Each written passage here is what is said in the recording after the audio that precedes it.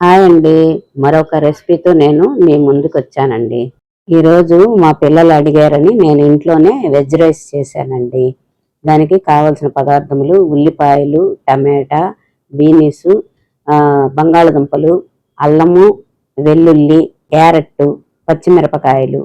దీనికోసమని నేను బాస్మతి రైస్ని వాడానండి. ఎందుకంటే ఇదైతేనే మనకి చాలా బాగా వస్తుంది కాబట్టి నేను బాస్మతి రైస్ని వాడాను. దీనికోసం నేను మసాలా దినుసులు తీసుకున్నానండి.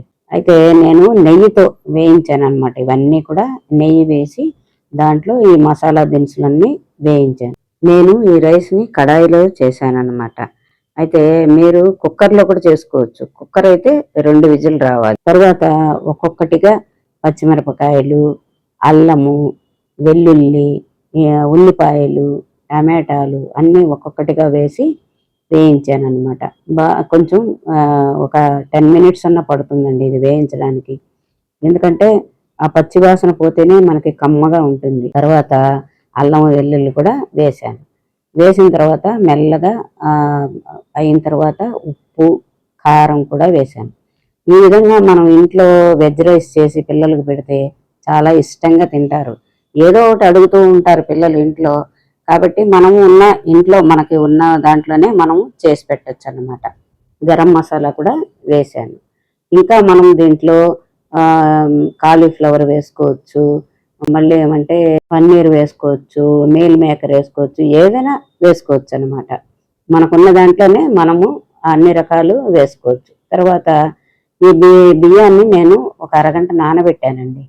నానబెట్టిన తర్వాత మనము ఇలాగా ఉడికిచ్చామంటే కొంచెం మనకి తొందరగా అయిపోతుంది. ఇట్లా నానబెట్టిన తర్వాత కొంచెంసేపు మనము ఈ బియ్యాన్ని కూడా వేసి ఈ కూరగాయల్లో కొంచెంసేపు వేయించాలి. మనం ఏ గ్లాస్తో అయితే మనం బియ్యం కొలుచుకొని వేస్తామో అదే గ్లాస్తో 2 గ్లాసులు నీళ్లు వేసి ఉడికించాలన్నమాట. ఈ నీళ్లు పోసిన తర్వాత మనము గరిటతో 1కి 2 సార్లు కలిపి తర్వాత మనము టేస్ట్ చూడాలి. ఉప్పు సరిగా సరిపోయిందా లేదని. ఉప్పు ఎక్కువగానే అనిపించాలి, ఉప్పగా అనిపించాలి. అప్పుడే మనకు ఈ రైస్ కూడా బాగా పడుతుందన్నమాట. అంతా ఉడికిపోయిన తర్వాత చూస్తే మనకేం ఉప్పు ఎక్కువ అనిపించదు. ఆ బియ్యానికి తగినట్టుగానే సరిపోతుంది. అయితే నీళ్లు గనక మనం ఎక్కువ పోసామనుకోండి ముద్దగా అయిపోతుంది, పొడి పొడిగా రాదు. అందుకని 1కి 2 వేసుకోవాలి. ఇప్పుడు అంతా రెడీ అయిపోయింది కదండి. మనం స్టవ్ ఆఫ్ చేసేసి మనం మూత పెట్టి ఒక 5 మినిట్స్ అలాగే ఉంచేయాలన్నమాట. ఇప్పుడు మనం రైతా తయారు చేసుకోవాలి. దాంతోపాటే పక్కన మనము దాంతో పాటు మనము సన్నగా రౌండ్గా తరిగిన ఉల్లిపాయ ముక్కలు, దీంతో పాటు నిమ్మకాయ. ఈ రైతాని నేను ఎలా తయారు చేశానంటే పెరుగులో కీరదోసని తురిమి పెరుగులో వేశాను. ఉప్పు కూడా తగినంత వేశాను అనమాట. ఇంకా మరిన్ని రెసిపీస్ కోసం నా ఛానల్ని సబ్స్క్రైబ్ చేసుకోవడం మర్చిపోకండి. Thank you for watching.